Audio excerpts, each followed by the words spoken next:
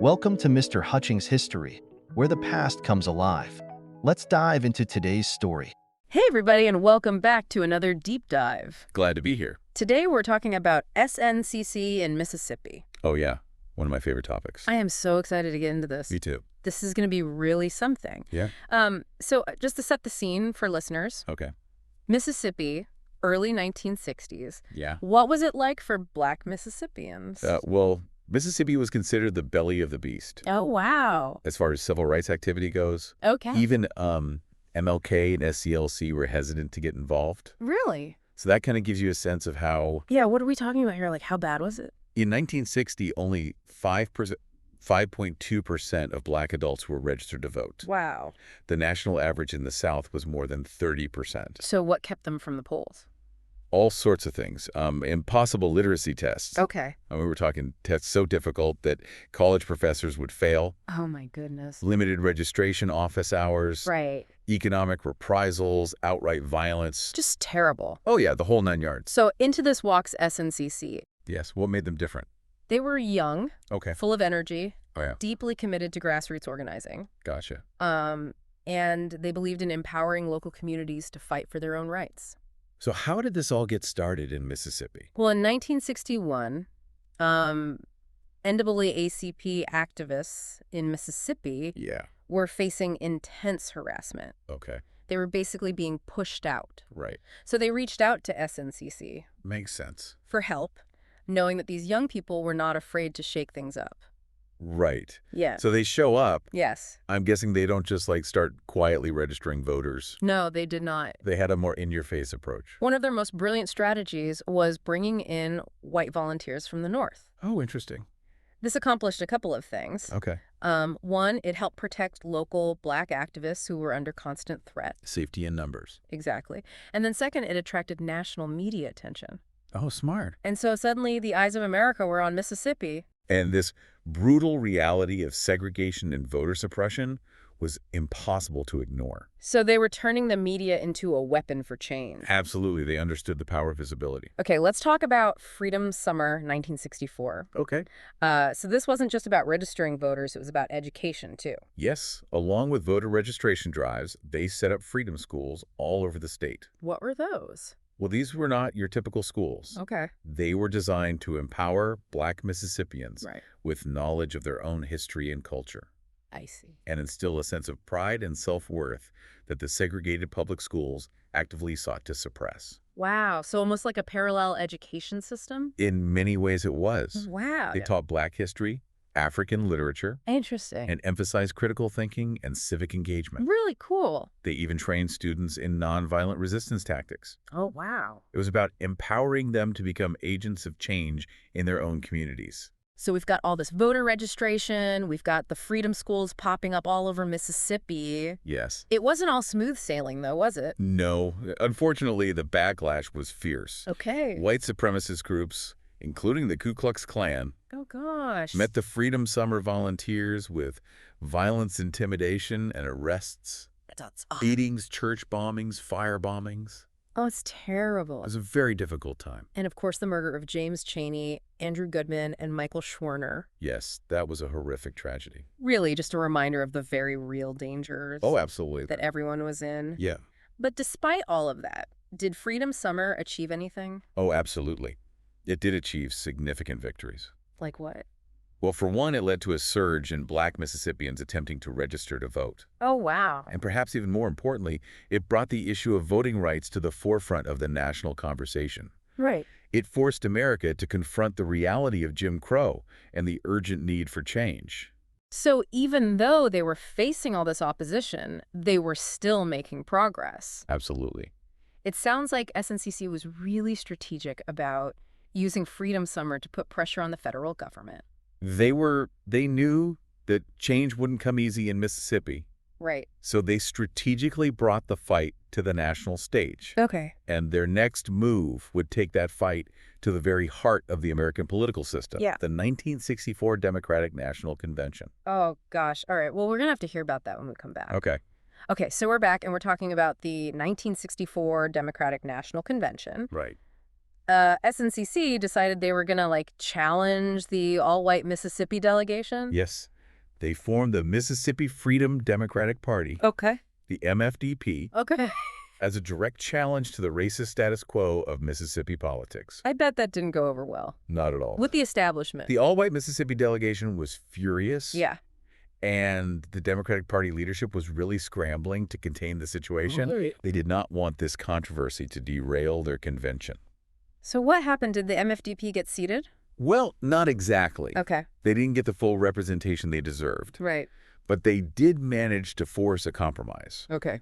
And this is where things get really interesting. Okay. Because it thrust this remarkable woman named Fannie Lou Hamer into the national spotlight. Oh, yeah, I've heard of her. Yeah. Wasn't she a sharecropper? She was. Wow. And her story is incredible. Okay. She had been a sharecropper in Mississippi for years, Yeah. living in poverty, enduring the daily indignities of Jim Crow. Right. And then in 1962, she attended a SNCC meeting, Yeah. and it changed her life. Really? Right. What happened at that meeting? Well, SNCC was talking about voting rights and the importance of Black people having a say in their own governance. Yeah. And Hamer, who had never been politically active before, was deeply moved. Okay. She decided right then and there that she wanted to register to vote. Wow. So she went down to the registrar's office? Well, not quite. Remember those voter suppression tactics we talked about? Yeah. Well, she faced them head on. Oh, no. She was given a literacy test that she, like most Black Mississippians, was destined to fail. Right. And when she tried to register, she was fired from her job as a sharecropper and kicked off the plantation where she had lived for nearly 2 decades. Wow. They really wanted to keep her silent. They did. Yeah. But it had the opposite effect. Right. Her experience fueled her determination. Yeah. She became a powerful voice in the MFDP Okay. and traveled all over the country speaking about the realities of life under Jim Crow. So back to the convention, how did she end up in the spotlight? Well, the MFDP had been lobbying for weeks to get seated at the convention. Yeah. And finally, they were given a chance to testify before the Credentials Committee. Okay. And Hamer was chosen to be one of the speakers. Oh, wow. I mean, can you imagine the pressure she must have felt? I know. Stepping into a room full of powerful white men, Right. many of whom were hostile to the very idea of Black political participation. But Hamer was fearless. Wow. She delivered this incredibly powerful testimony about the violence and intimidation and disenfranchisement Okay. that she and countless other Black Mississippians had faced. Was this televised? It was, and President Lyndon Johnson was so worried about the impact of her words Oh, wow. that he hastily called a press conference to try and distract from it. He did. Yeah, but it was too late. Wow. Hamer's words had captured the nation's attention. So they let the MFDP take their seats? Well, not entirely. Okay. The Democratic Party offered a compromise, Okay. 2 at-large seats, Which means? which essentially meant the MFDP would have no real voting power. Oh, so it's kind of a slap in the face? It was a slap in the face, Yeah. and SNCC was furious. Rightfully so. Many felt betrayed by the Democratic Party, Yeah. which they saw as more interested in preserving its own power than in upholding the principles of equality and justice. It seems like this was kind of a turning point It was. for SNCC and for the movement as a whole. It was a moment of reckoning. Yeah. The MFDP's challenge and Hamer's powerful testimony, they exposed the limitations of the existing political system Right. and raised these fundamental questions about the nature of power and representation in America. So even though they didn't achieve their ultimate goal, Yeah, it seems like their actions had a ripple effect they did. that went way beyond that convention hall. The MFDP challenge, along with the events of Freedom Summer, helped pave the way for the passage of the Voting Rights Act of 1965. Wow. That's huge. This landmark legislation finally outlawed the discriminatory voting practices that had disenfranchised Black Americans for so long. So all of their efforts in Mississippi Yeah. were finally starting to pay off They were. at a national level. And while SNCC itself would eventually dissolve amidst internal tensions and the shifting landscape of the Black freedom struggle, Okay. their legacy lived on. Right. Their work in Mississippi, particularly their focus on grassroots organizing and empowering local communities, would continue to inspire activists for generations to come. It's a reminder that even in the face of seemingly insurmountable odds, Yeah, change is possible absolutely. when people have the courage to stand up and fight for what's right. Exactly. Their story is a testament to the power of collective action, Okay. the unwavering belief in a better future, Yeah. and the understanding that real change often starts from the ground up. We're back and ready to talk about SNCC's legacy. These were young people who risked everything for freedom in Mississippi. It's an inspiring story. It is. Yeah. But it also feels like ancient history sometimes. Yeah, I can see that. Like, what can we learn from them today, in our own lives? That's the question, isn't it? Yeah. How do we take this history and make it relevant Right. to the challenges we face now? It's easy to, admire their courage, but, Yeah. how do we translate that Yeah. into action in our own world? Well, one of the biggest takeaways for me is their commitment to grassroots organizing. SNCC understood that real lasting change comes from the ground up. Right. It's about empowering those most affected by injustice Yeah. to lead the fight. So it's not about, swooping in as a savior. Right. It's about working side by side Exactly. with the people you're trying to help. It's about listening to the community, understanding their needs, Right. and building relationships based on trust and respect.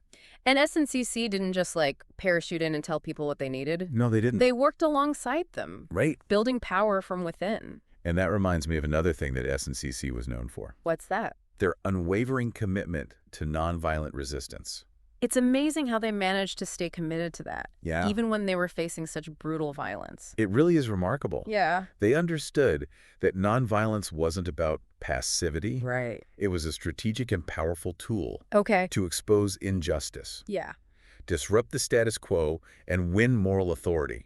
It's like they were saying, we're going to meet your hate with love and courage, Yeah. and we're going to make the world see you for who you really are. Exactly. And they were masters of using media Yes. to amplify their message. Right. I mean, think about the freedom rides, for example. Yeah. They knew that bringing those images of segregation and violence into living rooms across America Right. would force people to confront the issue. They knew how to grab the nation's attention. It did. And they were ahead of their times I think so. in understanding the power of media and storytelling. Absolutely. And it raises an interesting question Yeah. for us today. What's that? How can we effectively use media and communication Yeah. to shine a light on injustice Right. and mobilize action in our own time? It's a challenge. For sure. But SNCC showed us it's possible. Right. And they also knew they couldn't do it alone. Right. They were great at coalition building, They were. working with other civil rights groups, Yes. churches, student organizations. Mm-hmm. They understood that collective power was far greater than the sum of its parts. And they weren't afraid to challenge those in power. Okay. Even within their own movement. Right. Remember their experience with the MFDP at the Democratic National Convention? Yeah.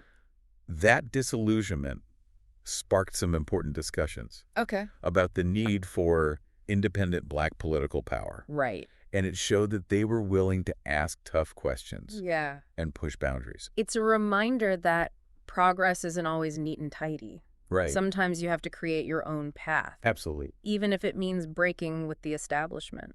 SNCC's story is a powerful reminder that even in the face of overwhelming obstacles, Yeah. change is possible. Right. It starts with ordinary people who have the courage to stand up for what they believe in, organize their communities, and demand justice.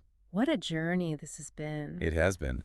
It's amazing to think how much these young people accomplished in such a hostile and dangerous environment. It really is. Their story is a testament to the power of the human spirit Right. and the unwavering belief in a better future. I couldn't agree more. A huge thank you to our expert for guiding us through this remarkable chapter of history. My pleasure. And to you, dear listener, thank you for joining us on this deep dive into the heart of the civil rights movement. Thanks for listening. Keep those questions coming, keep learning, and keep fighting the good fight. Yes. We'll see you next time on The Deep Dive. Thanks for listening to Mr. Hutchings History. Keep exploring, and we'll see you next time.